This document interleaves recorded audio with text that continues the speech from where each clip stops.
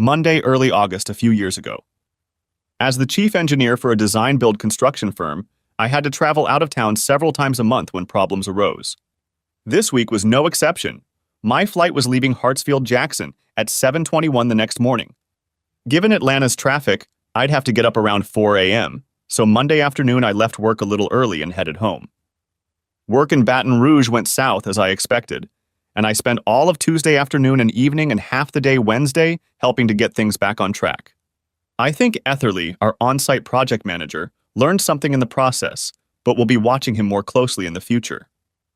Wednesday afternoon, I headed back to the I-10 freeway to meet up with my coworkers in New Orleans. Mary Jo Pilecki, whom I had helped train in Atlanta a few years earlier, was now the construction manager in Orleans and was scheduled to go on maternity leave in another month or two. So, because she was a friend of mine, and because of her impending absence, I kept a close eye on her project to make sure that everything was documented so that the person who would succeed her would have clear instructions on what needed to be done. As I expected, Mary Jo had everything in order. So after dinner with Mary Jo and Ozzy, her husband, on Wednesday night, and a planning meeting with her and her staff early Thursday morning, I caught a Louis Armstrong flight and then made my way through Atlanta traffic to arrive at my office by 1:45. I reported to Mr. Strickland, my boss, on the situation with the project in Baton Rouge, my recommendations for increased supervision of the team at the site, and how Mary Jo and her team had done in New Orleans. He agreed with my suggestions for Baton Rouge, asked a few questions about the change in leadership when Mary Jo went on vacation, and then told me to take the rest of the day off after I submitted my expense report. Once in my office, I quickly finished it and said, "Done." I reached for my phone to text Reagan that I would be home early before heading out the door. At that moment, Ethan Gardner, my best friend since third grade and co-worker for the past 6 years, walked into my office and closed the door behind him. "Hey, Trent. How was your trip?" "Long but productive. Etherly should be able to keep things under control in Baton Rouge for the rest of the project if he keeps a better eye on his supervisors. But right now I'm tired and I've had enough, so even though I love you like a brother, Ethan, Mr. Strickland told me to get out of here." His face darkened at those words, and I laughingly explained, "No, he didn't fire me. It's just that I spent so many hours on a business trip helping them clean up the mess that Mr. S told me to take the day off to try to stay on the plus side of all you guys in accounting. So I'm going to run to the store, buy some flowers and a bottle of wine, and be in a good mood for her when Reagan gets home. Anything work-related can wait until tomorrow." To my surprise, Ethan raised his hand and said rather forcefully, "Trent, stop it. This isn't about work." "I'm sorry, buddy, but I really need to talk to you now. It's, well, about Reagan. She's..." "What? What's wrong with Reagan?" Fear pierced my heart. Something had happened to her, and no one could contact me because I was on the damn airplane.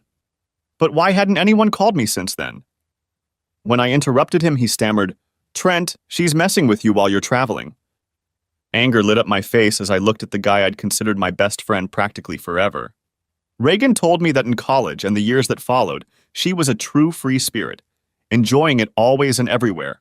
But when we got more serious and started talking about a life together, she put those days behind her, saw a therapist for a while, and decided to settle down and start a family. Even though she was with me, she still loved sex, a lot, but she had definitely put her free days behind her. That's not funny, Ethan. It's not funny in the slightest, and I don't appreciate it.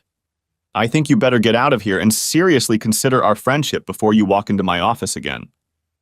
His face looked pained as he replied, "I know it's not funny, Trent, and I hate to tell you more than you might know, but I really think it's true. I found out about it from Jake Campbell, who found out about it from his friend Clay, who found out about it from his friend. Clay's friend was someone she was having fun with. From what she casually told him afterward, he wasn't the only one she was doing things with, which is why he didn't keep it a secret. It pissed him off that she was cheating on him. I knew it wasn't true, that it couldn't be true, and I was so furious that I was ready to rip Ethan's head off for falling for such a stupid joke. However, I knew my wife much better than Ethan did, and so my anger turned on those who spread such a lie and the nameless jerk who started it. Come to think of it, I wasn't giving Ethan a pass either. What's more, I was doubly angry that my supposedly best friend was helping them spread shit like this. "Ethan, I'm going to tell you this once. It's not true. Not one word of it. And if you ever, I mean ever, repeat a word of it, I'll beat the hell out of you. Now you'd better get out of here before I decide to do it anyway. Ethan was 6 feet tall and weighed 150 pounds, if not more. He had always been a skinny kid, a typical nerd, so he knew that I with my size could do it if I wanted to. The whole world seemed to rest on his shoulders as he looked at the ground and shook his head slowly. He looked up at me and I could see the pain in his eyes. Trent, I'm sorry. We've been best friends for a long time, so you know I would never want to hurt you, but I really think that by not telling you, you'll end up hurting a lot more. And buddy, you know that I know you well enough to know that you would react exactly like this. You've always had a temper, and how many times have I had to step in and calm you down to keep you from getting arrested or worse in high school? Trent, I wouldn't be telling you this if I didn't think it was true. I'm leaving, but, this way. You may not believe me, but here's the name of the investigator my cousin hired when he thought his wife was cheating on him. This lady is good looking, and if she tells you Reagan did something wrong, know it's the gospel truth. I took a deep breath and held my breath for a moment, willing the blood rushing in my temples to calm down a bit. I'm not sure it worked, but it helped me clear my thoughts and put things in a better light. Ethan was right. We'd been best friends since his family had moved next door when we were little, and we'd been close ever since. We were both smart. I was the salutatorian of our high school class in the North Georgia mountains, finishing second to him.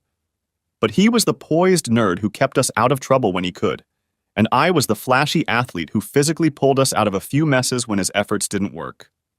We went to different colleges, me to engineering with a construction management bias at the Institute of Technology, and him to accounting at UGA. Over time, I matured a lot without his help in managing my temper, although I must admit that a few extra bumps along the way without his guidance helped the process. When I heard about a vacancy in my firm's accounting department, I let him know how much I liked the firm. To my surprise, he applied and I put in a good word for him, so we've been working together for 6 years now, including all the time Reagan and I dated before getting married almost 5 years ago. Looking back, I realized that while I didn't think for a minute that his story was true, Ethan must have been led to believe it was true, and that he was telling me to protect me, not to intentionally hurt me. Exhaling slowly, I asked, "Your cousin's wife? Was she?" "Oh, yes. And Miss Hightower made inquiries about her." "And what happened to them?" Ethan grimaced. "He divorced her whore, but he still has to see her twice a week when they exchange children. He loves those kids and will do anything to protect them, and that's a damn good thing, because he hates her so much he'd probably have destroyed her by now and happily gone to death row otherwise. I'm so sorry, man." After answering the phone, he walked out of my office, closing the door behind him. I was left alone to mull over his crazy accusations and what he'd said about his cousin. I felt sorry for the guy who had a woman he loved and trusted who did this to him. However, not knowing the circumstances, I mostly sympathized with the kids. They didn't choose their parents and the mess they were born into. The reason was that Reagan and I were discussing the imminent expansion of our family. We wanted a boy and a girl if the genetic odds stacked in our favor, but were considering 3 children if our chromosomes matched in the first 2 tries. I sat at the table looking at the door for a couple minutes, trying to calm myself down before packing up and heading out. I drove home to my wife, trying to put everything Ethan had said out of my mind. Unfortunately, the seed he'd planted was festering, not wanting to be forgotten as I pulled onto the highway to head home. No, I didn't believe it, not for a minute. More than that, I absolutely refused to believe it, and it would all seem ridiculous to me if it wasn't so serious. As I drove north on I-75 to my exit, I thought about telling Reagan about this foolishness, but something stopped me. Although I was sure it wasn't true, there was no reason to make her angry that people, including Ethan, were telling such horrible lies about her. After a quick stop at the grocery store, I remained silent as Reagan threw herself into my arms as I entered the kitchen from the garage. "You're home early," I said. But it was no more than what I could say as our lips came together, and we tried to make up for missing each other since Tuesday morning. When we separated, she nodded. "I thought you'd be back early, so I worked late the last 2 nights so I could leave early today to greet you." "God, I missed you so much, Trent," she cooed. I smirked back at her, thinking about how beautiful she was, how funny she was, and what utter shit that idiot friend of Ethan's, or friend of a friend, or whatever. I knew for a fact that Reagan loved me and would never cheat on me. With that being said, I shook my head and put Ethan's stupid story out of my head. Ethan and I had been friends for so long that I realized he would never have told me everything the way he did if he didn't believe it himself. Reagan was soon asleep in bed, a satisfied smile on her face as she dozed off. I sat up in bed trying to read my book, but the words on the page refused to be picked up by my brain. My thoughts were preoccupied with my wife and the impossible story my best friend had told me.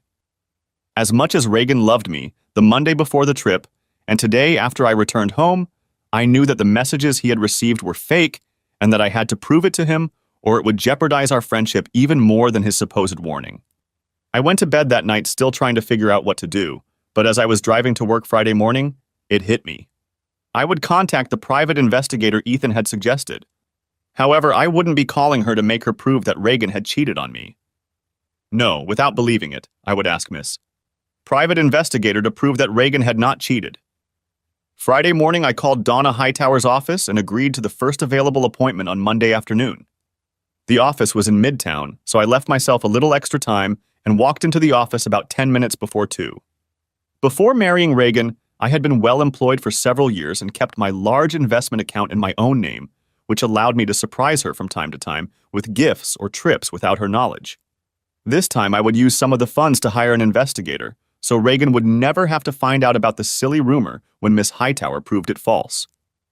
At 2 o'clock, I was summoned by a secretary and escorted to a conference room at the end of the hallway where a rather statuesque black woman dressed in strict black slacks, an expensive white blouse and a red scarf rose from behind a desk to greet me as soon as the girl closed the door behind me. Good afternoon, Mr. J. Rowe. Welcome to the Hightower Private Detective Service. I'm Donna Hightower. How can we help you? She was tall and very good-looking.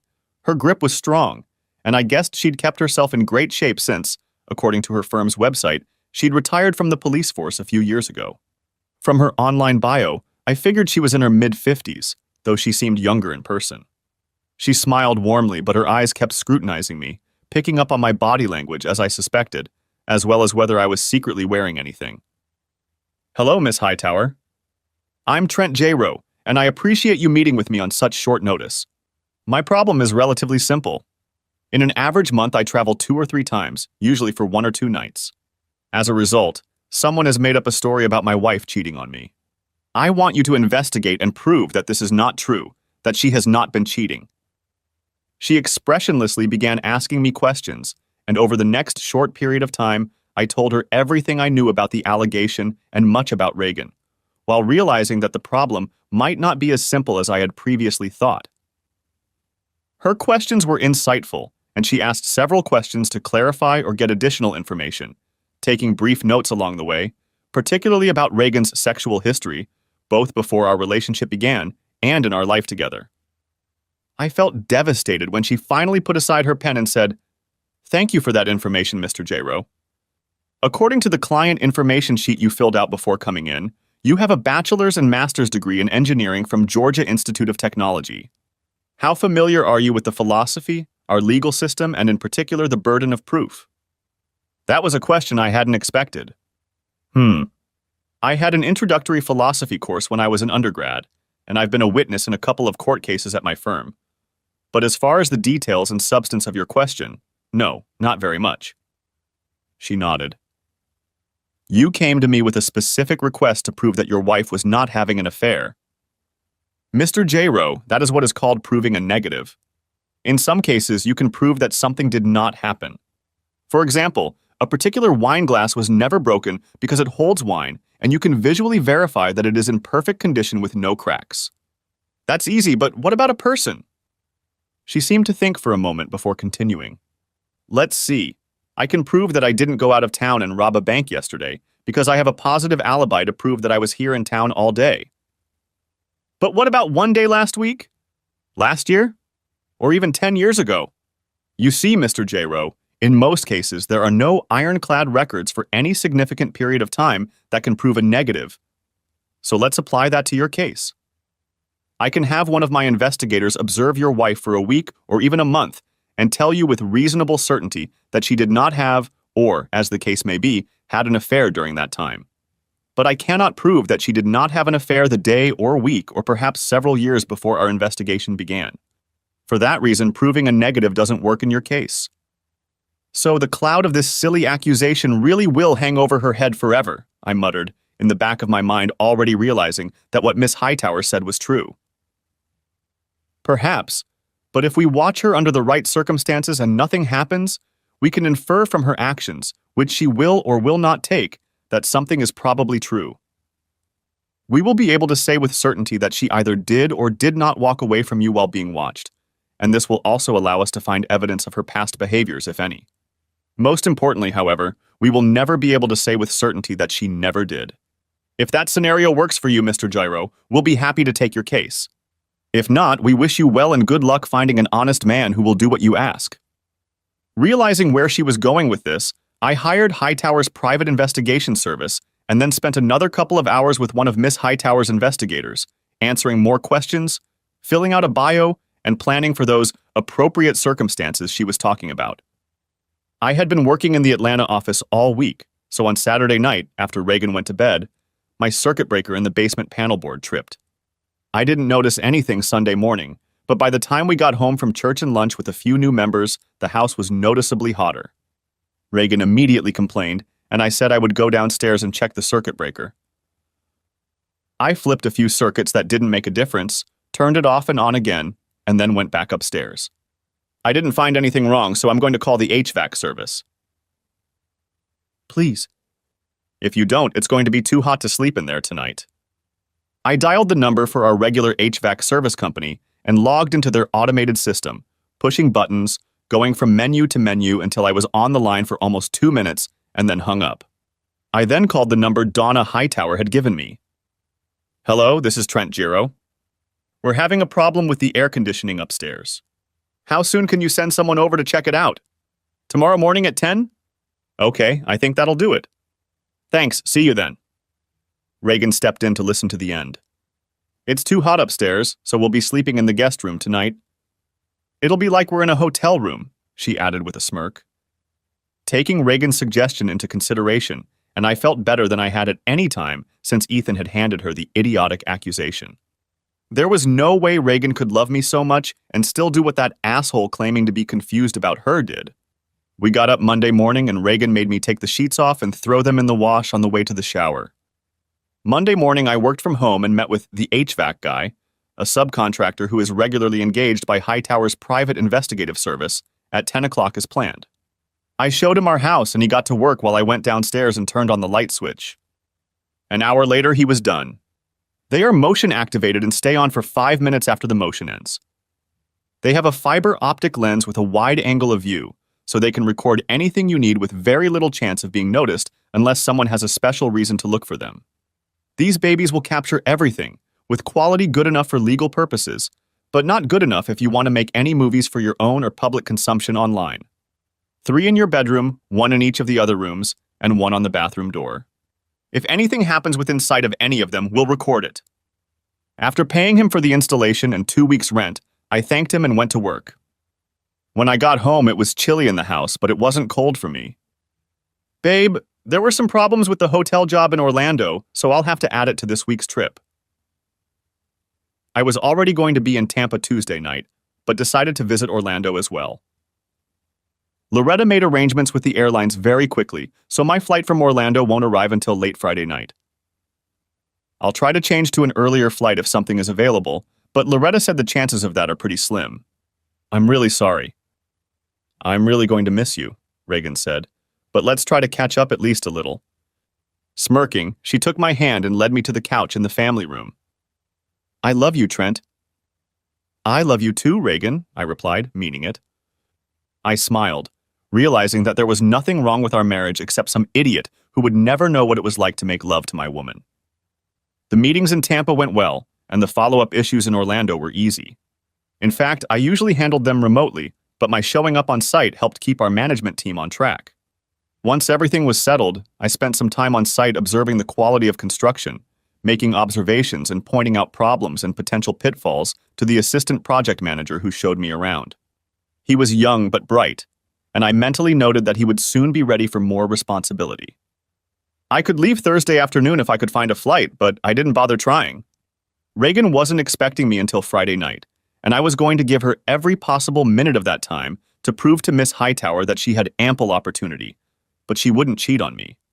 So I worked in my hotel room until noon, and early Thursday evening I went to one of Orlando's famous gun ranges, where in addition to the usual pistols and rifles, machine guns can be rented for firing from 3 points within seconds. I limited myself to renting a couple of pistols and let the tourist dads, torn away from their kids and Disney or Universal scenes for a while, spend their hard-earned money feeding belching machine guns. Friday, I worked in a trailer at our construction site until it was time to head to the airport.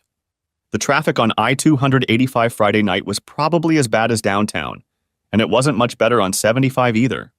I breathed a sigh of relief when I finally reached our exit, and was thrilled when I walked into the house and my loving wife threw herself into my arms. Seeing that I looked stressed, she brought me a beer and we snuggled together on the couch and talked for a while before she took me upstairs. On Saturday, Reagan went to the gym to work out, and I took care of the yard. Since I didn't have much time, after going inside to get a drink of water and watch the Braves game, I opened my laptop and checked my personal email account. To my relief, there was nothing there from the special address that Donna Hightower's investigator had given me. I checked again on Sunday afternoon while she ran some errands and did some shopping. This time I blinked tensely a few times before hesitantly clicking on the message to open it. As I did so, I muttered, "Please, Lord, let this just be an update. Dear Mr. J-Rowe, your order will be ready on Monday at 11 a.m. Please contact our office to arrange for delivery. Larson Toolworks." My hand shook as I closed the message, deleted it, and then permanently deleted it from my trash folder. Reagan noticed I didn't look well when she got home, and I avoided her kisses. "Yeah, I don't feel so good," I replied. "I don't want you to get sick too. Let me give you a hug and then you lie down while I make dinner. Hopefully you'll feel better and be able to eat in a little while." She hugged me, but I, worried beyond belief, only stroked her back and rested my head against her. As I did so, I caught the scent of flowers. I didn't eat Sunday night, and I got up very early Monday morning. I thought about it while trying to sleep. The smell of flowers in her hair was not her usual shampoo, conditioner, or perfume. I didn't want to believe that something was going on, but the unusual odor and the ominous message made me question whether something could really be going on. After all, she'd been gone for so long, right? No, she couldn't have had time to shop and do anything extraneous. Right? Yeah, it had to be one of those makeup bags that spray perfume samplers in the store. After confirming the appointment on Monday morning, I arrived at Miss Hightower's office just before 11 a.m. I was escorted into the same conference room as the first time, and as before, Miss Hightower greeted me. This time she waved toward a chair and said, "Mr. J-Rowe, we have concluded our investigation ahead of schedule, and I'm afraid I have some bad news." She slid the file folder toward me and leaned back in silence as I opened it. My world, always so orderly, crumbled around me as I skipped reading the report and went straight to the photos. There she was with a man in our bedroom. This was followed by another picture, but still in our bedroom. Wait! The guy in this picture doesn't look like the guy I see in the first one. Sorry. It's all in the report, but we documented her with 3 different guys in 4 encounters through Saturday, and yesterday afternoon we repeated the second encounter, this time at a private home. "What?" exclaimed I. The news and all the numbers stunned me. But she went shopping yesterday." Her look was serious. She nodded. "Mr. J-Rowe, Mrs. J-Rowe did some shopping on Saturday afternoon after her second meeting with lover number 2, and on Sunday she only went to the grocery store. You could have checked receipts or maybe a credit card if she didn't use cash." But she was going to the gym on Saturday," I whispered, still trying not to believe the evidence clearly laid out in front of me. Miss Hightower shook her head. "I'm sorry, Mr. J-Rowe. From the picture of her leaving the hotel with lover number 2, we believe she was doing gymnastics. But believe me, she was nowhere near a real gym." "How can that be?" I demanded, my anger finally overcoming disbelief. "Letting 3 different guys spend time with her in 1 week?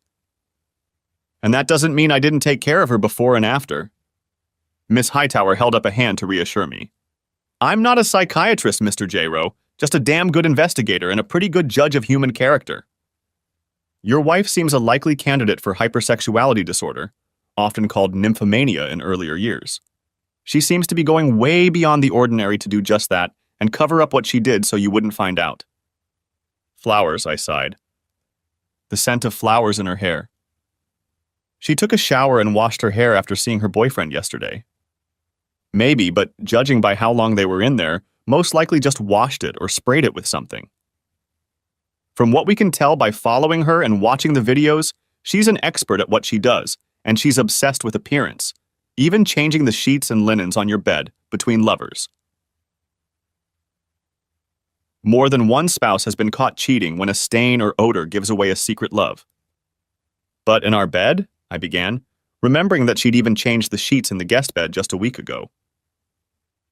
Yes, 2 of the 3 nights you were gone, she did it in your bed. She takes her lover. Please don't call them that. Cheating, adulterous assholes is what they are. She hummed slightly and nodded in response to my comment. At least one, yes. We don't know the first one's name, and the third one isn't married, but assuming he knew of her marital status, that makes him an accessory to her adultery and an adulterer under state law.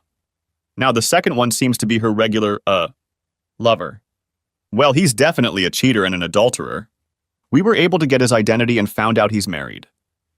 Asshole, I sighed, opening the folder and rummaging through it until I found the page with his picture at the very top. My fists clenched, and all I had to do was keep from punching the desk. Damn. I think she's working with that asshole. I was just about to get to that. Noah Wooliver, 32, married, and as far as we can tell, became your wife's boss at her firm a few months ago. Being a large, important firm with multiple offices, they don't advertise their corporate management structure, so it's possible he works in another, possibly parallel department. I shook my head. No, you got that right. Mrs. Allenby was promoted, I think, in late spring, and Mr. Wooliver became her new manager. Reagan never called him by name and said he wasn't very social, so I haven't met him yet. But she pointed him out to me one day when I stopped by to pick her up when her car was in the shop. It was Miss Hightower's turn to shake her head, though it was a look of disbelief. Not very social with the spouses of his mistresses, no doubt, she grinned. A convenient excuse to keep you two apart. Anyway, Mr. Woolver has no priors or outstanding warrants, but he does have several unpaid parking tickets. Your wife met him at a bar Wednesday night and drove him to your house for a little over an hour, and then drove him back and let him out in her car, which is how we got his name from DMV records. We found his firm's information through a web search and professional networking on the internet. What a bastard, I sighed, clenching and unclenching my fists so I wouldn't accidentally break something, like my fingers. Miss Hightower continued. Take it easy, Mr. J-Rowe. We're not done yet. Further, she met with him at the hotel on Saturday afternoon, and then again yesterday, but this time, as I said, at the residence. According to the tax records, his residence is Mr. J-Rowe's. If Mrs. Wooliver had arrived a few minutes earlier, or your wife had left a few minutes later, Mrs. J-Rowe would probably be in play. Tuh! I hissed. Her game is already lost, but she just doesn't know it. You know, Miss Hightower, in my youth I was pretty wild and ran after any woman who showed interest. It took a while, but eventually I realized that it wasn't getting me anywhere. I needed something more, and I met Reagan just when I needed it. She admitted that she was the same way in college and that she'd had a few lovers along the way. But she said she loved me, that she wanted to settle down, that... I couldn't go on, and Miss Hightower patted my arm. I smiled weakly at her in gratitude and looked again at the sheet with Noah Wolverine's picture on it. My face hardened at the thought of what I would want to do to this cheating, lying, adulterous duplicitous. Miss Hightower grabbed my arm again, harder this time, forcing me to look into her eyes. Mr. J-Rowe, I'm very sorry for the way things turned out, but I must warn you, as I do all of my clients, not to let the pain you are feeling make you do something that is not in keeping with who you are. When a person finds out that their loved one has been cheating on them, they often want revenge, to make the cheater feel hurt. But if you do that and take it too far, well, if you do that, it can ruin your life. Do you realize that? Taking my hand, she made me nod before she continued. Don't let her mistake ruin you and the future you might have. If you retaliate too hard, you could go too far and end up in jail for a while or even prison, possibly for years. You could lose your job and almost everything you have worked for your entire adult life. You don't have children, so you don't have anything to worry about. But that doesn't mean you can't create huge problems for yourself. Whatever you decide, just be careful and remember that it's her mistake, not yours. There were so many things swirling around in my head. Treason? Confirmed. Children? So close, but not now. Revenge? Maybe not, but payback? Yes, definitely. I wouldn't be an idiot to let my anger destroy me. I'd be careful to control my emotions, but in my carefully calibrated reaction, I'd be just as damn devious and cruel as she'd been deceiving me, no matter how long she'd been doing it. I knew I would never physically hurt her. I wasn't that kind of person, but make her suffer? Yes, I will. Carefully, I mean. But believe me, Miss Hightower, if that's the way my soon-to-be ex-wife wants it, any way she can get it, then that's the way it will be. I'll try not to go too far, but believe me, it'll be damn close, and she'll feel all the pain she's caused me. Every single one. Damn. Bit. Miss Hightower sighed, realizing she couldn't stop me, but she made one last attempt to subdue me. Okay, please be careful, Mr. J-Ro. Remember what you said and don't go too far. Going over the edge is a lot easier than you think. I don't want what you do to bite you or haunt you. As a divorce attorney, Miss Hightower recommended George C. Godwin. He agreed to meet with me after hours, and I spent the next 2 hours on a bench in Piedmont Park contemplating my escape and my revenge. Then I loaded up all my notes and went to see him. Mr. Godwin was an elderly black man, as it turned out, Miss Hightower's younger uncle, and was as short, burly, and jovial as she was tall, regal, and reserved, but he knew family law up and down. He also knew the Georgia legal system like the back of his hand, as he had practiced law for nearly 50 years. George acted very informal, insisting that we call each other by our first names, and chatted for a bit before getting into why I chose divorce over attempted reconciliation. When I showed him the folder of photos, he whistled longingly. I think that answers that question. Okay, what we're gonna need. I handed him the flash drive with all the records Miss Hightower had suggested, and he plugged it into his laptop, said a few times, and then said a couple more before kissing his niece like an Italian in the general direction. This girl really knows her stuff. Trent, everything looks finished, so I'll put it all together and let you know when we're ready to file. You can do it by next Monday? Oh, I can do it by then, but overtime will cost you. Do it, please. I then told him my plan, including an additional request. When I finished, his face expressed nothing. You have to be careful, Trent, very careful. I know you're angry and you have every right to be, but you're entering into a legal proceeding where you can't go too far as the judge will decide the case according to the law. But if you don't think looks and attitude play a role, I have a great bridge I can sell you across the big river that runs through downtown Atlanta. I forced myself to smile, knowing that there was no river, big or otherwise, in downtown Atlanta. I got home late Monday night. Citing fatigue and the need to rest after a minor ailment, I avoided Reagan. Still feigning signs of an illness that wasn't really there, I showered and brushed my teeth, trying to put all traces of that slut out of my mind. Tuesday morning I got up early and, without waking her, quietly slipped out of the house to catch my flight to Charlotte. Thursday night I made the call I had been dreading. Ethan, hey, it's Trent. Listen, buddy, I need to apologize, and I need to apologize really bad. You were right, and I was as wrong as I could be. That bitch played me. Ethan, being the closest of my brothers, immediately forgave me and asked how he could help. I stayed home late Friday night and then complained that I was tired so she wouldn't even think about me. Saturday morning, I went to my parents' house to help my dad with a home project that was supposedly rescheduled for Sunday morning. I really wanted to tell him what was going on, but I knew I needed to wait until things settled down. Then the timing would be right, and it would be too late to miss something I shouldn't have. So I called Reagan late Saturday night to let her know I wouldn't be home until the following afternoon. But when she answered, I got the distinct impression that she wasn't home and that she probably wasn't alone. I held my tongue, uttering a curt but completely fake "love you" before ending the conversation. On Sunday afternoon, while Reagan was out on the street, no doubt dating one of the low-life bastards who'd engaged her, Mr. Godwin sent me a text. I quickly phoned him and he confirmed that everything would be ready. The bailiff he hired agreed to serve the papers on Monday at 11 a.m. as per my special request, and send me a text message as soon as he met with her. I immediately excused myself from work and then hit the road, leaving Reagan a note to say that I had some business at work and for her to call me at the office if she needed me. I drove to the office and spent the rest of the evening finalizing my plans. Reagan called twice that evening, and both times I told her that the case was dragging on and that I would be even later than I had told her before. I promised that I would leave early Monday morning and we would spend the entire evening in bed together. That must have been what she wanted to hear, because her miserable mood became light and cheerful, and she confessed her love to me before we finally ended the conversation. I was lying to her, of course, but given the web of lies and deceit she was weaving around me, I shook my head and said, "That's the kind of change, babe. Reincarnation is tough shit." She hissed when I got into bed with her late that night, which I knew would be the last time, but I didn't bother to wake her. After Reagan left for work, I walked through the house with a wide piece of brightly colored painter's tape and stuck a piece on everything I owned or had owned before our marriage. Anything that pertained to community property, I decided she would get as part of our settlement agreement or give to a thrift store. At 7:45, Ethan showed up, and a few more minutes later, the crew from the moving company arrived. I helped them get started, and then Ethan took over supervision while I finished packing what I needed for the short term. Everything that was in the truck would go to the warehouse.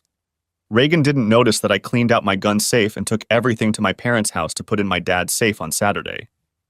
I was almost done and was about to leave, planning to leave the rest to Ethan, when Amy, Reagan's neighbor and friend, saw the truck and came out to ask if we were moving. Luckily, I got to her before she could look into the truck or see that I had piled a bunch of stuff in the back of my SUV in the garage. "Shh," I said with a smirk.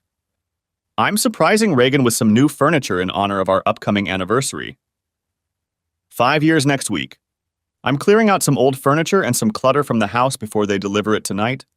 It's a surprise, and it's a little early because of their delivery schedule, so please don't mention it to her or anyone else until she tells you herself." She agreed, smiling, and went on her way. By noon, the news would likely spread throughout the neighborhood, so I was glad that X hour was already 11. I gave each of the movers a generous tip, then shook Ethan's hand and thanked him before heading to the bank. I was there when they opened at 9 a.m. and withdrew half the money from our accounts in the form of a cashier's check. A few minutes later, I was at the credit union and deposited the cashier's check into a new account I had set up online. At 11:15, I pulled into the parking lot of an office building in Sandy Springs and opened my laptop. I had already applied for a new credit card in my name, so since the current card had a zero balance, I closed it. This took longer than planned, and as a result, I started sweating from lack of time. By 10:57 a.m., however, it was done, and I logged into our family email account where we were both listed and waited for the text message to arrive on my phone as planned at 11 a.m. Process server, just asked about her.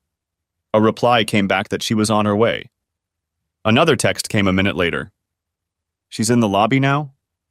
Almost shaking with nerves, I uploaded the already prepared message to our email.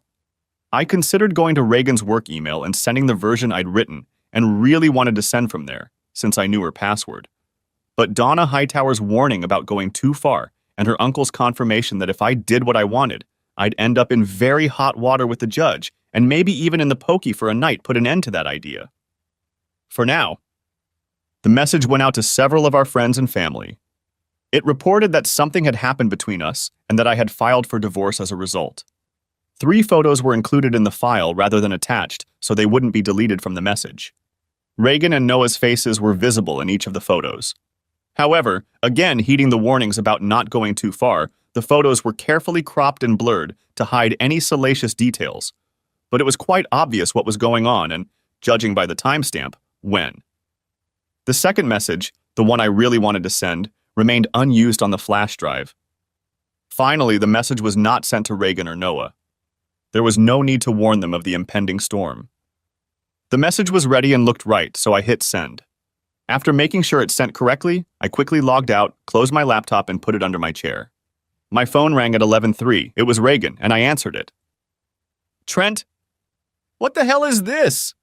"A divorce? Why? I thought we were happy together. Did you find someone else?" I laughed at her hysteria. "You thought we were happy?" "No, I thought we were happy until I found out what you were doing." "Yeah, I know. Look on the back of the envelope I asked my lawyer to put in the package." I heard her swearing and yelling over the phone, promising me unbreakable love as she did in front of God, the pastor, and many of our friends and family at church, those now lost 5 years ago. Shit! She yelled over the phone. Shit, Trent, no. It's not what it looks like. Really? No, Trent, let me explain. No, Reagan. I don't think you have the time to adequately explain this. We're done here. My attorney's contact information is in this packet. If you need anything, feel free to contact him. I hung up and she was still talking, or rather practically yelling into the phone. When she realized I was no longer there, she called back again and I sent the phone to voicemail. She left one message, seemingly a long one, and a few minutes later a text message from her came through. The voicemail message was all the same, denial and lies, so it was deleted, as was the message, and the 3 messages, and the next voicemail message that followed in quick succession. Not wanting to hear any more of her crocodile tears, listen to the lies, excuses, and apologies, and certainly not wanting to hear any more promises, since she had already violated the sacred that really mattered. I didn't listen to the new message or read the messages before deleting them. I then blocked Reagan's number. Immediately afterward, I dialed my father-in-law's number. Since Bob and Chessie were my friends as well as my in-laws, I didn't bother sending them a message. Hi, Bob, this is Trent. I hate to call you at work, but this is important, and I think you need to hear it firsthand, not second. And I'm going to do it now, not later, because the shit just hit the fan. I think I heard him gulp over the phone. What's going on, son? Bob, I'm sorry to have to tell you this, but because of Reagan's inability to honor her marital vows, I'm forced to end our marriage. Trent, no. I know my daughter's story, but it has changed. You can't take it seriously by holding something long ago over her. Bob, I would never do that, but she has relapsed, and a very serious one at that, and not too long ago. 2 weeks ago, when I was out of town, it was like she went crazy. I have the locations, dates, and times to prove it, as well as pictures and even video of some of it. It's been killing me since I found out, and I hate to tell you this, especially over the phone, but you should know that I'm not doing this because I want to, but because I can't trust her anymore, and I can't keep this up. So I'm going to end this right now. The papers were filed this morning and she's already received them. No. I can't believe it. She promised me she was already past this stage. There was desperation in his voice, utter denial. She promised all of us, Bob, but apparently her promises weren't weighty enough for her to keep them. If she had stayed true to them and to me, I would have loved her forever. You know that. But now it is too late, and the love I had for her has faded, dried up and faded away. However, I still love you and your wife, and I don't want to hurt you, which is why I am telling you this directly and not by email. My soon-to-be ex-father-in-law expressed deep regret for what his daughter had done to us as a couple, as well as to his family and me as friends. With regret in his voice, we said goodbye. I quickly called Chessie, but the call went to voicemail. I suspected Bob had her phone on speed dial, so I left a short message.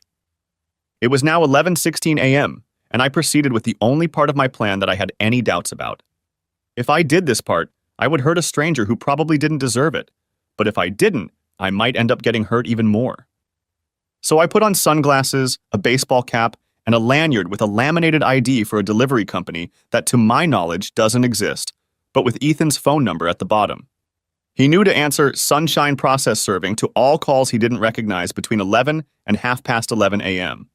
He knew that all unfamiliar calls between 11 and 11:30 a.m. were to be answered by Sunshine Process Serving. I popped some gum in my mouth and walked into the building. At the security desk, I said, "Hi, TC. J-Row from Sunshine Couriers and Process Serving. I have a special package for Mrs. Melissa Woolever." The guard frowned. "Such packages should go to the receiving center on the lower level." "No, that's not what the courts say," I said, doing my best imitation of Chevy Chase from the old movie Fletch. "Special service requires a photo ID and a personal signature. It's usually best done quietly, but we can make a scene if you want, and I'll end up having to run all over town to track her down, which will end up getting her in even more trouble." "No, wait," the guard said. "What do you want?" "I go to her firm, meet her in the lobby, Idaho her, and get her signature. In 5 minutes, I'm out of here. No hassle, no fuss." He nodded slowly. "To go upstairs, you must have a visitor's pass." "I need to hold your ID while you have it. Got it, I agreed, handing him my driver's license. With some reluctance, he took it and handed me the pass. Come back at once. You'll get this back, he said, holding out my license, when you return the badge to my hand. Got it? I bowed my head to him and blew a small bubble, then turned and headed for the elevator. On the third floor a few minutes later, I walked up to the front desk at Melissa Woolliver's firm. The same conversation was waiting for me there. The girl behind the counter looked even more hesitant than the guard in the main lobby, but she pressed a button and summoned Mrs. Woolliver to the reception area. Noticing a trash can in the lobby, I threw away the gum and took off my baseball cap and put it in the bag I passed off as my messenger briefcase. Fletch's identity was gone.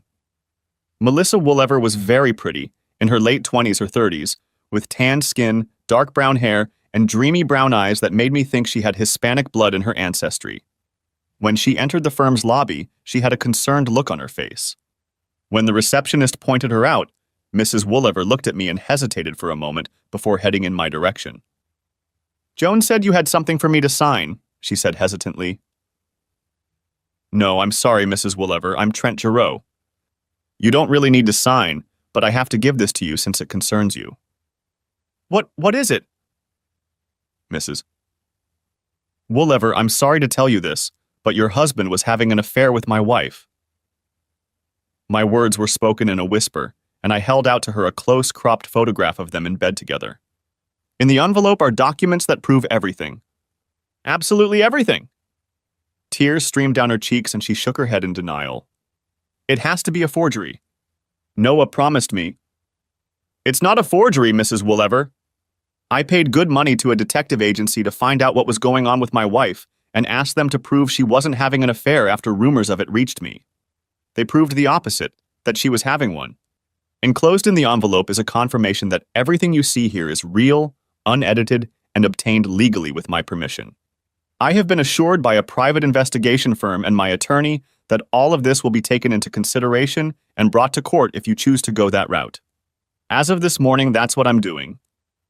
But he promised, she whispered, brimming with tears. She leaned toward me, and I put my right arm around her and stroked her back. He said the first time was a mistake, that it was just a fever, and that it wouldn't happen again. We took steps to make sure it wouldn't happen, and now he's backing off and doing it again? Why?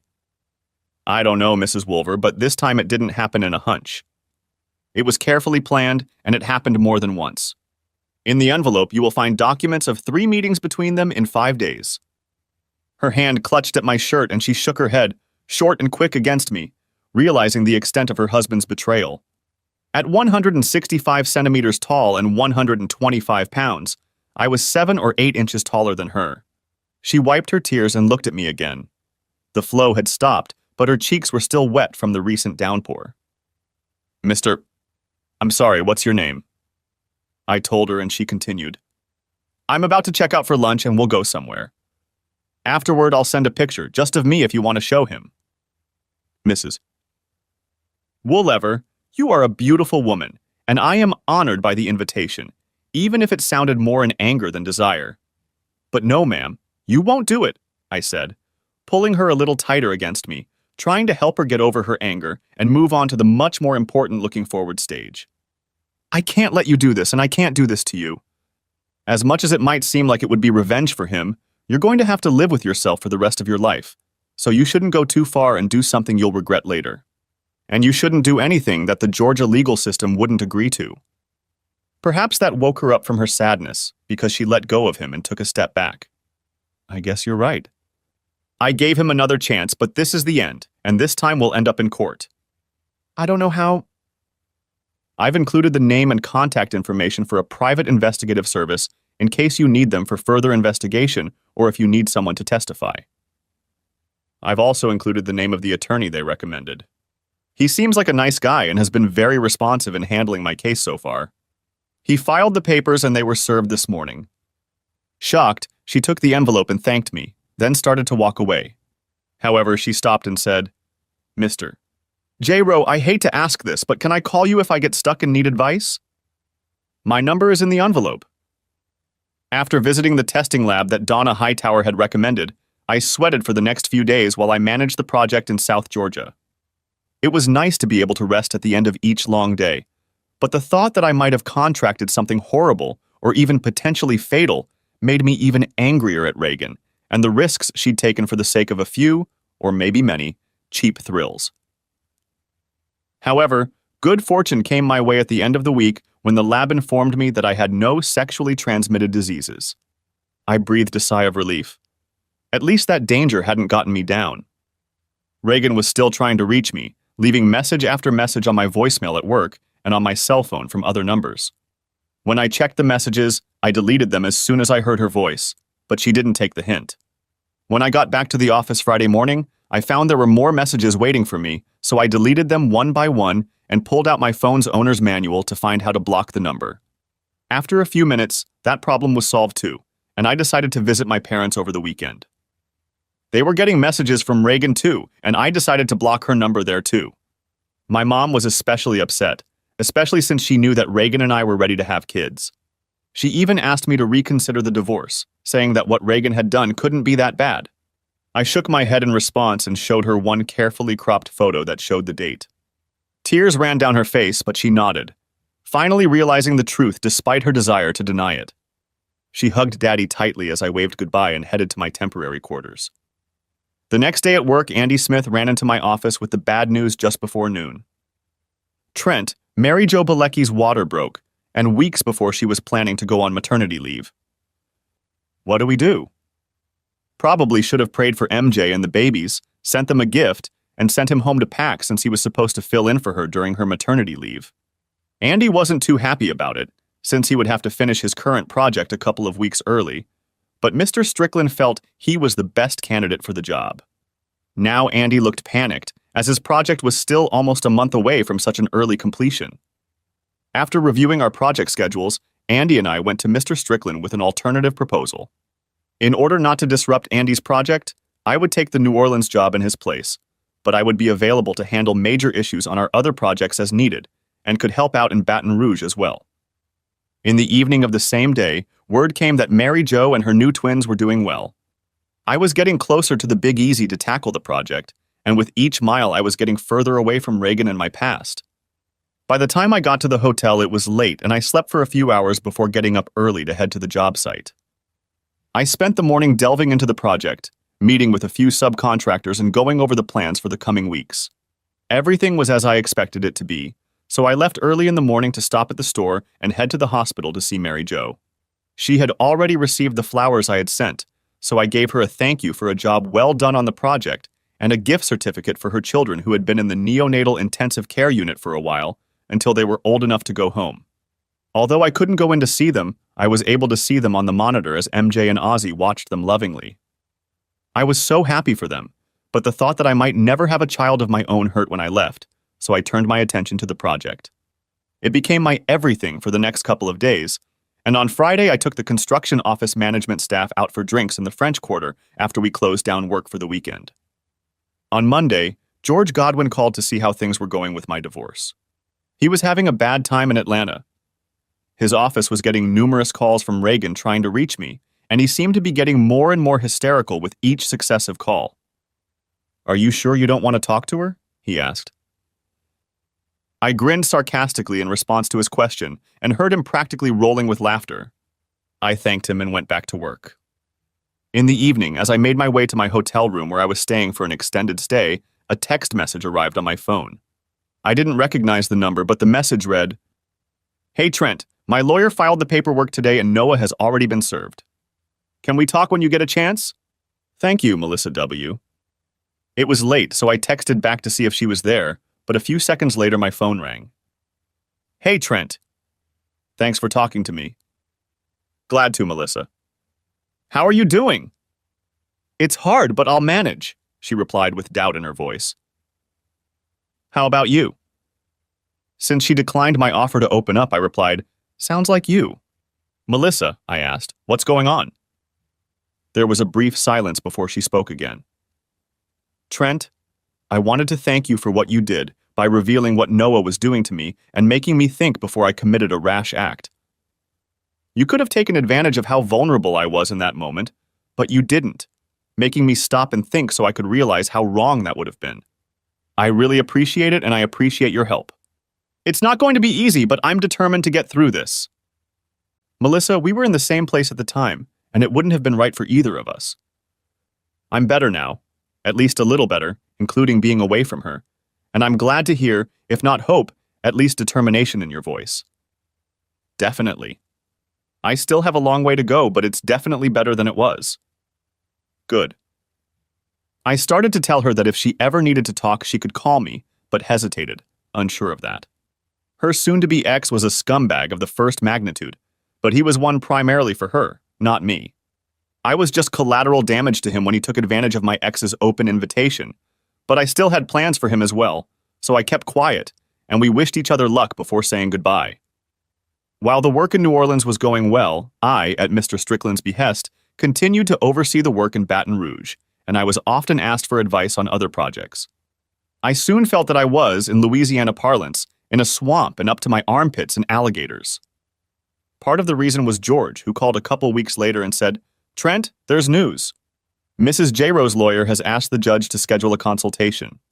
If he does, you'll have to meet with her face-to-face here in Atlanta for at least a couple sessions, maybe more. The judge will give you time and you'll have to show up here in town or the proceedings won't do you any good. What do you want me to do?" My blood boiled at the thought of them resorting to such tactics, but George had told me from the beginning that it was possible. When we applied, we provided minimal documentation of her infidelity. You said we could hold on to the rest as we wouldn't need them. Now we might need them. What happens if the judge sees that? We'll have to give them to her lawyer, but Judge Johnson might agree to cancel the request if he has no desire to see them. Then warn him first and do it. A week later, Reagan's request for counseling was denied, although, according to George, Judge Johnson hinted that she might seek counseling for her own sexual addiction problem. And that was one crocodile out of the swamp. For the next few months, while Reagan and her attorney fought George in the Georgia court, I kept a low profile, hoping Reagan hadn't hired someone to find me, or maybe take me out. Just in case, I had George redo my will and changed my life insurance policy to ensure she wouldn't get a dime if anything happened to me. However, once Mary Jo and Ozzy's children were released from the hospital, I visited them a couple times for dinner and even babysat one evening so the lovebirds could get out of the house for some peace and quiet. The twins were quiet for the first few minutes after their parents left. But then they realized something was going on and let me take them in with all four lungs. As much as I wanted children, afterward I prayed that if the Lord would allow me to have children, He would allow me to have them one at a time. To my surprise, I also heard from Melissa Woolever several times, who inquired how my cases were going and basically asked for strength and courage to go through my own without saying a word. Because of George's laws and divorce code, George's warnings, and my personal moral principles, I was careful not to cross a line that could be construed as romantic or potentially adulterous. When things got better for Melissa, she apparently no longer needed me, and her messages stopped coming. As Mary Jo's maternity leave came to an end, I had a realtor looking for a house to buy. Using funds from my pre-Reagan account for a down payment, I bought a house in Dunwoody a few weeks before MJ returned. After spending almost 3 months in an extended stay home at the company's expense, I was determined to feel more comfortable when I returned home and be able to get my belongings out of storage. The twins were doing well when Mary Jo's maternity leave ended, and she returned to work for the last few months of the project. After handing over the reins to her, I found myself going home with 3 regrets. The first was that since we currently had no other project in New Orleans, MJ would be leaving our firm to become a stay-at-home mom for a while. Ozzy, who had relatives in the area, had gotten an assistant professor position at Loyola, so this was not a surprise. However, MJ asked me to keep her in mind if we had another job in the New Orleans area in the near future, to which I readily agreed. Second, with my return to Atlanta, I was leaving my unofficial godchildren and what had become more frequent babysitting jobs for MJ and Ozzy. The little ones had gotten used to me visiting and caring for them sometimes on weekends so their parents could go somewhere else, and I knew I would miss seeing them grow up. Caring for them reminded me of being childless myself because of the hell Reagan condemned me to. Finally, Reagan was arguing with me over the details of the divorce, and the case was dragging on, although George Godwin assured me that Judge Johnson was as fed up with it as I was, and that the end of the case was near. So when I returned to Atlanta, I immediately moved into my new home and began unpacking and doing some work during my week of free time. I met a few new neighbors, including a nice divorced woman from a house a few doors down. Having my own house gave me more freedom, but I was still legally bound to this cheating whore, which meant I couldn't start dating again without fear of upsetting the legal proceedings. I thanked Noelle, the divorcee, for the plate of brownies, but politely declined when she suggested we meet for dinner sometime. Having been through the divorce system, I think she understood me. Ethan, who had been looking for Miss Right forever and knew nothing about the Georgia court system, didn't get it. "So, when are you going to go out again?" he asked one day at lunch shortly after I returned to Atlanta. "When the judge says my divorce is final and I can be sure that romantic endeavors and any entertainment that might lead to them won't contribute a single penny to the settlement with Reagan." "So long, huh? So how's that evil bitch doing?" he asked. "I don't know, and I'm not interested." "You know you still owe her." "A big one." I looked at my best friend and nodded. "I know. And she'll get it when the time comes. Every last bit of it." Judge Johnson had finally had enough of the stalling and wriggling out over Reagan. He demanded that we both be in the courtroom for the closing speeches and presentations in early April, with Reagan and her attorney on one side of the court and George and I on the other.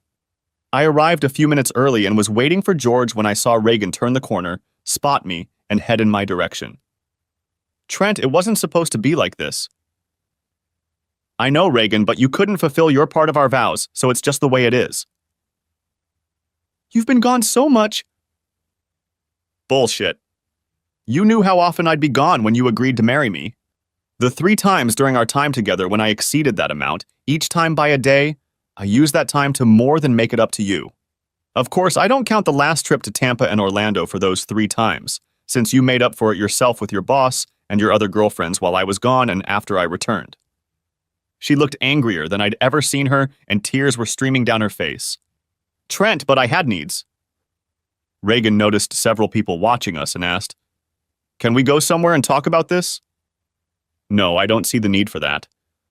You see, we talked about all this before we agreed to get married, and you promised that your wandering was over, and you wanted to get married, settle down, and start a family. You got married, sure, but you failed at that or the rest. Why don't you just get over it and leave it at that?" That's what I did. Of course, if you can't, you can always find another therapist. Maybe this one will be luckier than that one. She wrinkled her nose at my words and practically recoiled when I pointed out her failures. There were more and more people looking in our direction, so I left her standing there in tears, wallowing in her frustration when I saw George heading in my direction. "Trent, please!" she called out, but George and I headed into the courtroom, ignoring the others. The judge demanded that we both be present when the documents were signed, probably so Reagan wouldn't drag out the process. He commented on the fact that this was the first time he was seeing us together, which led to Reagan's angry outburst, followed by a pitiful cry. Judge Johnson gagged her and then forced her to hear his ruling. When it was over, the gavel fell, ending that and our 5-year marriage. I shook George's hand and thanked him after Judge Johnson left the courtroom, but as I turned to leave, Reagan started begging, making her way toward me. As I continued walking, ignoring her, she began yelling at me, spewing anger and obscenities. Most people know not to do that in a courtroom, and I'm sure Reagan knew it too, but her anger took over. I'm not sure if any of the court staff arrested her or not, but George Godwin and I took advantage of the moment to sneak out. We had the conversation she wanted so badly, though it may not have gone the way she wanted it to, and that was enough for me. I didn't want to talk to her ever again. George did his best to ensure that. After her public display, George applied for a restraining order the next day, and Judge Johnson readily agreed. I couldn't have arranged it any better even if I had tried. With a restraining order, Reagan would stay away from me whether she wanted to or not. I almost hoped she wouldn't. A brief stay at the Iron Bar Inn might do her some good. But she was too smart for that, disappeared from my life and out of sight, so the following weekend I started dating again, setting up a postponed date with Noelle. She was nice, but it soon became apparent that we had little in common, other than a very long dry spell. When I drove her home, she pulled me inside and I didn't resist. Moments later, we were in her bedroom. After the second time, we both grinned, and Noelle snuggled up to me. "Trent, we can do it again sometime if you want," she said, confirming my suspicions after dinner that she wasn't looking for anything long-term, much less permanent. I thanked her and headed down the street toward home a few minutes later. Noelle and I remained casual friends but never met again. I dated another woman the following weekend, and then another in Birmingham during a trip the following week. After each date, I felt devastated, often in more ways than one, as I realized that despite enjoying the moment, I was no closer to my goal of finding the right woman. I needed a friend, a lover, and a lifelong companion with whom I could eventually start a family. Over the next 2 months, I began to doubt that this would ever happen, that I would ever find lasting happiness. Nevertheless, short-term happiness was fairly frequent and quite enjoyable until Independence Day weekend, when I visited my parents and watched my sister, her husband, and their 4 children. Mom, knowing me better than I realized, told me that day that I would probably never give her and Dad grandchildren if I didn't change something. I know, Mom. I bought a house and I'm fixing it up. Trent, a house isn't a home yet. A man and a good woman, not one of those sluts you've been dating, can if they work at it. Son, you need to find a good woman. I know that, Mom, and someday I will. I'll find her. Just give me time. She hummed. If we give you more time, your father and I will be dead by then and never meet our grandchildren. She was teasing, at least in part, but it still made me wonder. One evening in late July, I received a text message. Hi, Trent, it's Melissa Woolever. Can you talk sometime when you have a minute? Honestly, I was surprised to hear from her again after all this time. I finished cleaning the paint sprayer and sent her a quick reply asking her to call me when she could. A few minutes later, she called. Hey, Trent, thanks for agreeing to talk to me. No problem, Melissa. How are you doing? We haven't talked in a while, which is partly why I was hesitant to send a message tonight. I wasn't sure if, with everything that's happened, you'd want to talk to me again. I laughed. Unless you were actively involved in getting my ex-wife and your husband. Ex-husband, as of today, she interjected. Together, then I don't hold you responsible for what happened between them or the disaster they created, so I have no reason not to talk to you. Good, because I swear I had nothing to do with it. And I didn't think you did. So what's the matter? Well, it took longer than expected, but like I said, I'm finally free. I even have my maiden name again, Ortiz, and I wanted to thank you for your help. You opened my eyes to what the bastard was doing, provided me with evidence for free, so I didn't have to spend money I couldn't afford to get it, and then gave me advice on what I needed to do. I went to another lawyer, but you helped me a lot, Trent, and I'm very grateful. You're welcome, so don't think about it anymore, okay? It's hard, Trent, because you were my guiding light, my inspiration, if you will, when I was so low and so depressed. I don't know you well at all, but I like what you've done and what I've seen so far, so I'm going to take a chance and do something I've never done before. Won't you have dinner with me? It was a very nice dinner, but I spent the entire evening looking at her, thinking about how sweet and beautiful she was and what kind of ex-husband the world's biggest idiot would have to be to dump her instead of thinking about what we were eating. True, Reagan was just as beautiful and had her own special sexuality. But after learning about her secret dark side, the side that would betray the man she was supposed to love more than anyone else, her former rating of 11 dropped to negative numbers. At least in my eyes. You stare, she said with a smirk. Almost as much as I do. I grinned, nodding. It's fun to focus when you have someone so nice to focus on. She blushed and covered her mouth with her hand to hide how much she liked my compliment. You want to get out of here? And maybe come back to my house? I think I'd like that. She whispered, Please, Trent, take me home or somewhere. Now. I need it and I can't wait. A few minutes later, as we turned onto her street, she reached into her purse and pulled out her cell phone. Pull into the garage, she said. The door's open. That night, we didn't leave the bed except to get a drink of water and go to the bathroom to use the bathroom as needed. I was thankful it was a Saturday and I didn't have to go to work, because for all I knew, I could have stayed with her forever. She fell asleep after our morning date and I exhaled a sigh of relief and went to the bathroom. As I stepped out, the morning light streamed in through the open curtain on the window, and I got my first real look at her bedroom. Our clothes were strewn everywhere, making me smile at the memory of our need. I also smiled at the double bed, the only item I was familiar with, and her pile of pillows, somewhat diminished by all the ones that had been knocked to the floor. The TV was on a stand next to the chair. It was tilted so she could watch it in bed if she wanted to, but it was Melissa's dresser that caught my attention. There were several pictures on it, and I cast a quick glance at them before they made me stop. It probably wasn't very polite, but I looked at one of them and picked it up to take a closer look. "Trent, what are you doing?" Melissa asked from the bed. "Melissa? Who's the girl in these pictures?" "That's my daughter Ansley. She's 3 years old and she means the world to me." Her words surprised me, startled me even, and I said, "You never mentioned her." I didn't want to bring her into the Noah story, so I tried to protect her as best I could, but she turned out to be a major stumbling block in our divorce.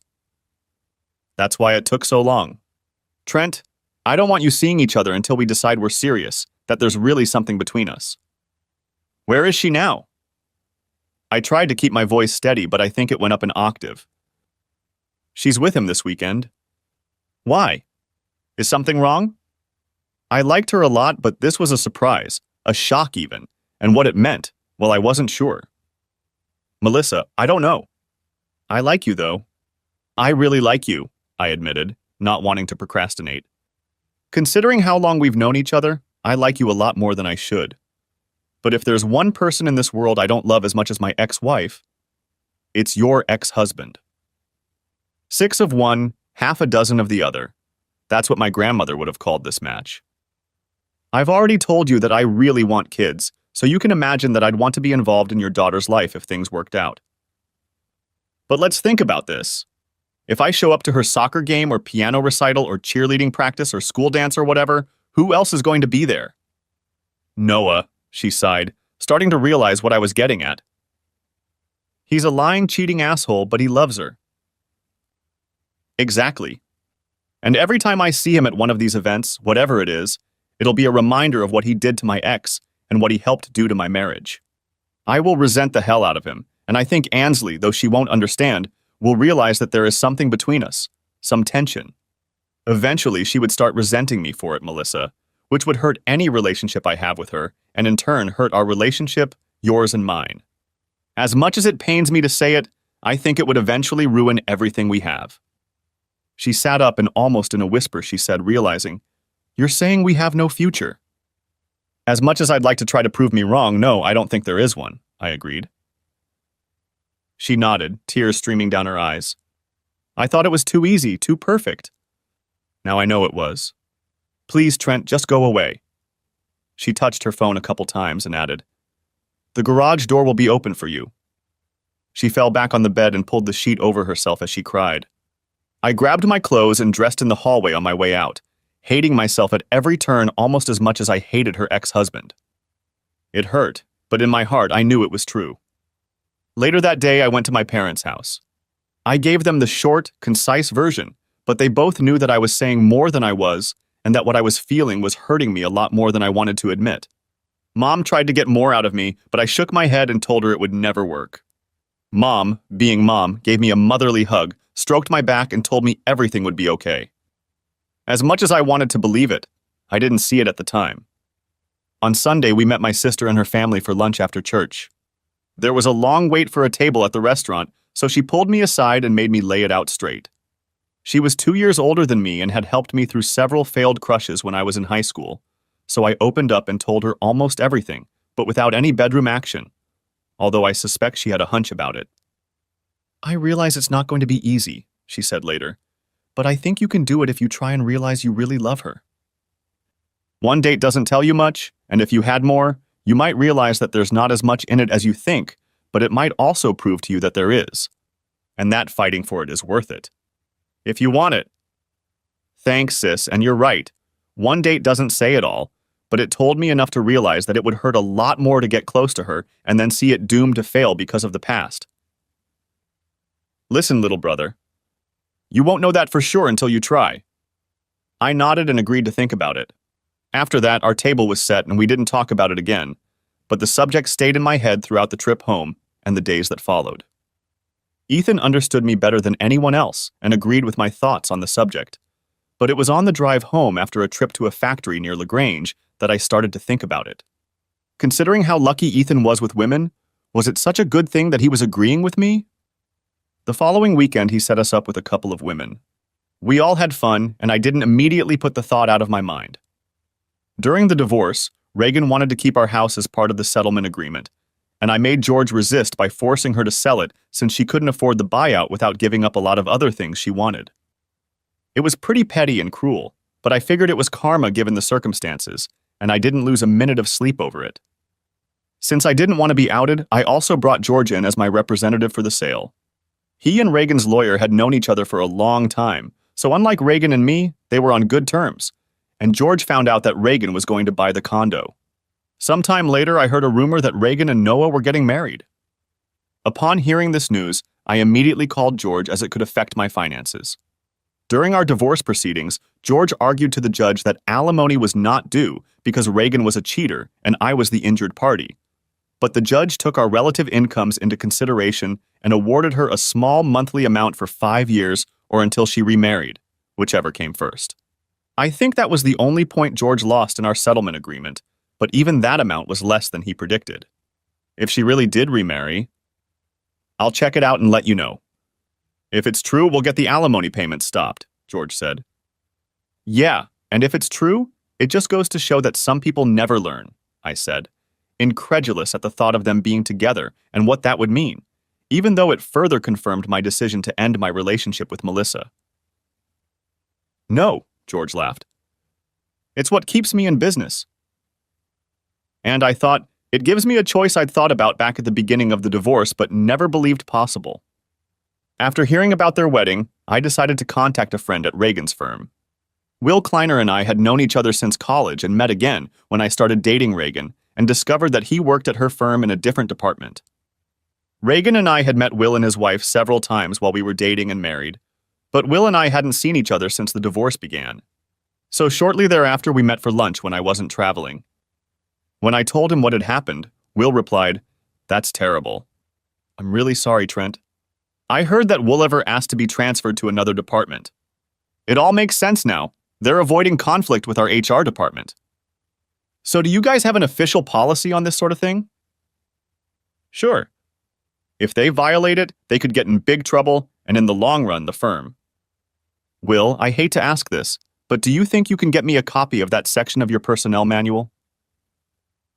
"Yes, just don't tell anyone where you got it." The following Saturday, I made a date, and we met Will and Lori Cleaner at a Braves game. Will handed me the flash drive that night, and a few days later I went over to George's house to talk to him about the whole thing. "Trent, I'm sorry. Even if you can prove that they knew Noah Wooliver was entertaining all the women under him," he said, laughing at his own wording, "that doesn't give you the right to sue, since that's the way state law is written. In an effort to make sex between willing partners a less dangerous crime, the state legislature got rid of alienation of affection in Georgia in '79, around the time I went off on my own. It prevents one partner from suing the other for attracting or distracting the other. That goes for the firms they work in as well." Damn. While I didn't care about the money, I hoped that financially penalizing the firm would make them penalize Noah, and with any luck, Reagan. He smiled.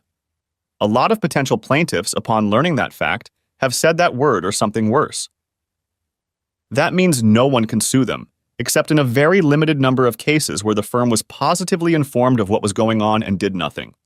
In that case, someone taken advantage of by a serial abuser might be allowed to have their day in court. But the plaintiff's chances of winning a significant sum are severely limited, so much so that most lawyers worth their salt wouldn't touch such a case with a 10-foot pole either. I sighed and repeated, "Damn!" He laughed. "Hey, don't give up hope.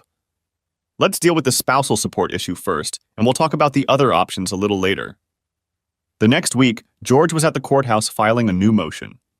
Proving that Reagan and asshole had obtained a marriage license, George asked that spousal support payments be terminated because they were no longer necessary or appropriate under our divorce decree. Reagan's attorney, of course, strongly opposed this motion, and we had a suspicion that the marriage certificate had been filed far away from Atlanta so that we would not discover it and file the very same motion to discontinue alimony that George was now filing. Judge Johnson agreed with us, brushing aside Reagan's objections, and I was charged the monthly amount that had kept me in suspense ever since he had demanded it.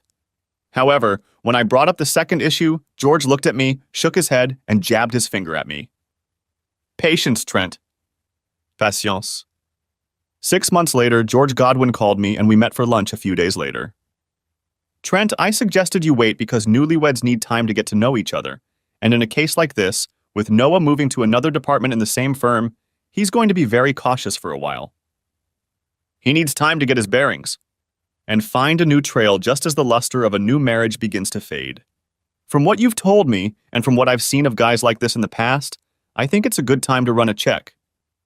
It took 2 weeks, but Donna Hightower and one of her investigators proved that just as tigers don't change stripes, leopards don't change spots, or whatever the old saying goes, serial cheaters don't stop cheating. Noah Woolever had struck up a relationship with one of his new subordinates, so George took the information, put it in a nice package, and went to one of his lawyer friends. We don't want this to get back to you, Trent, because if whoever replaces Judge Johnson sees your involvement, Mr. Woolever will say, lose his job. In that case, Mrs. Woolever would be able to file for reinstatement of spousal support because of the effect your actions have had on her current spouse. I don't know how she would know that because I certainly won't tell her, and if anything happens to Noah Zasrans, I suspect he won't tell her the real reason. George smirked, wiggling his finger in my direction. Sneaky, sneaky. And it's true. George's friend, a lawyer, delivered the package to Noah's firm. Through my friend Will, I learned that Noah had been escorted out by security that same day, and there were rumors that he wouldn't be welcomed back. They say Reagan cried when she found out, asking why, but no one would say.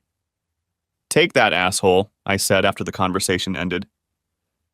If I keep this up, I risk turning into a bitter old man. Grinning to myself, I realized that was a risk I was willing to take.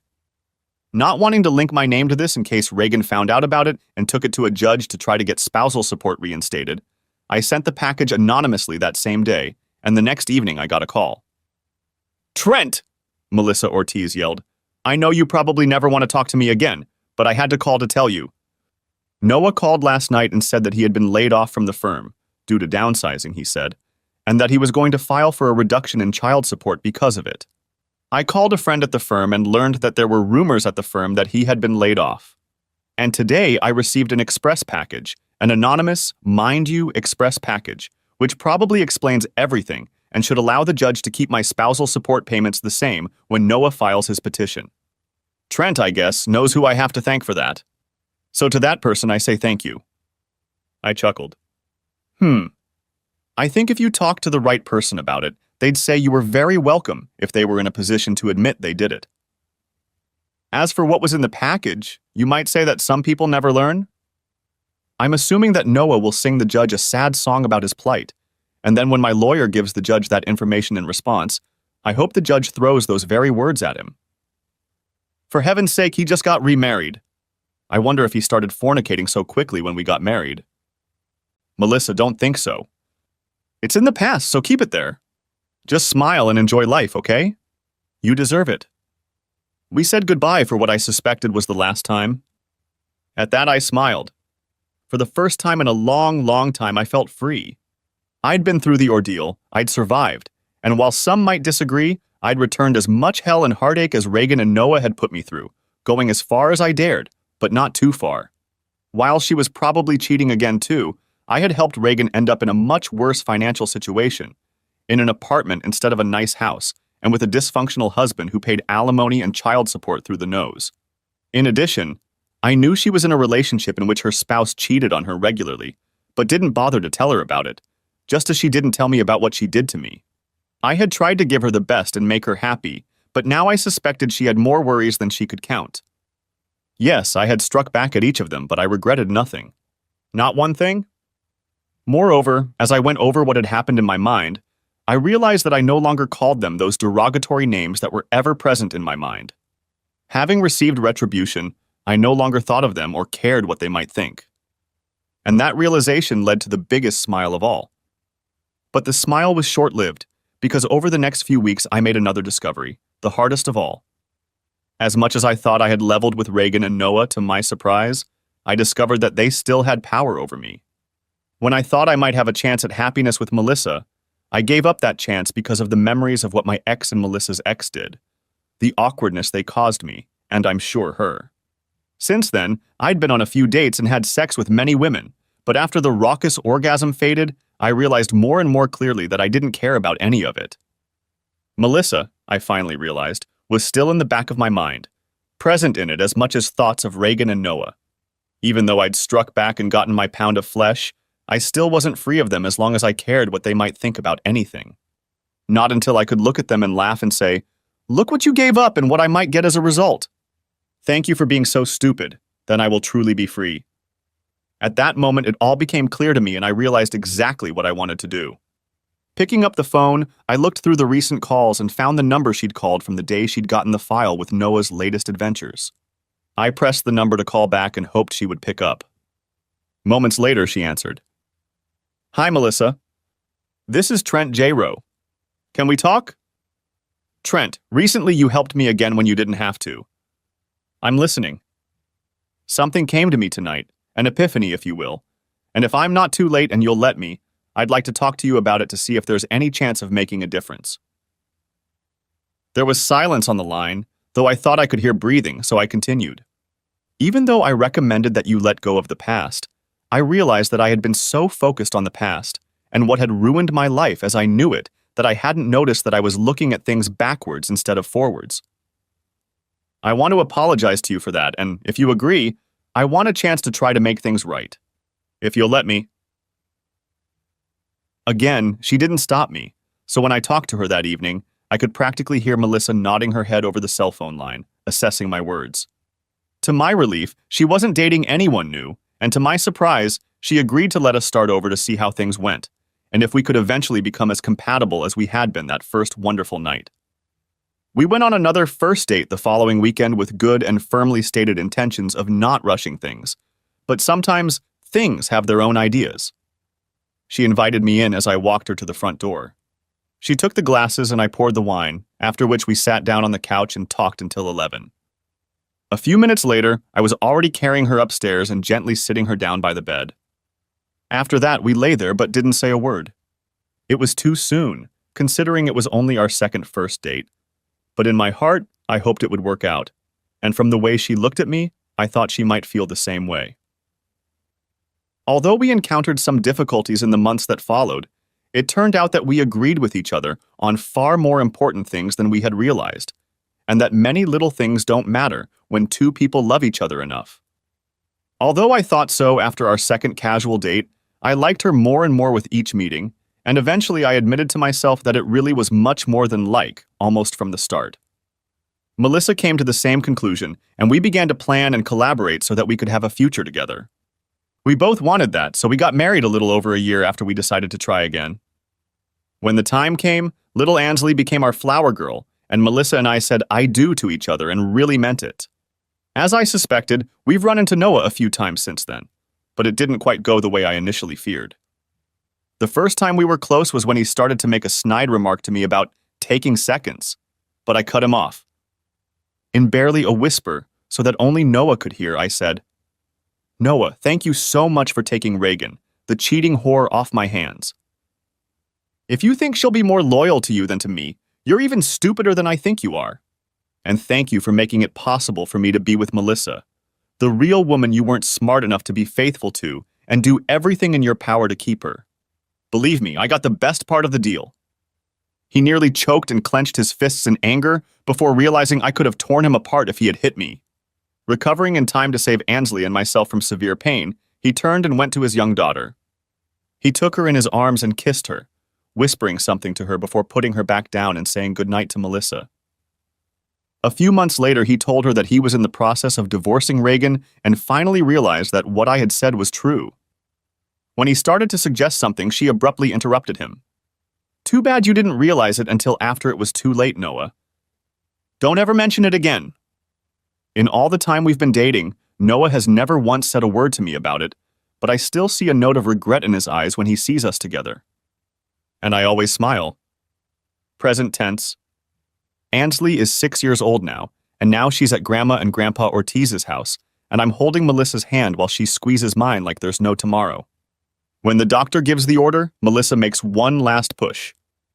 Finally, she leans back and I kiss her sweat-drenched forehead as the doctor and nurse work a little farther away from the delivery bed.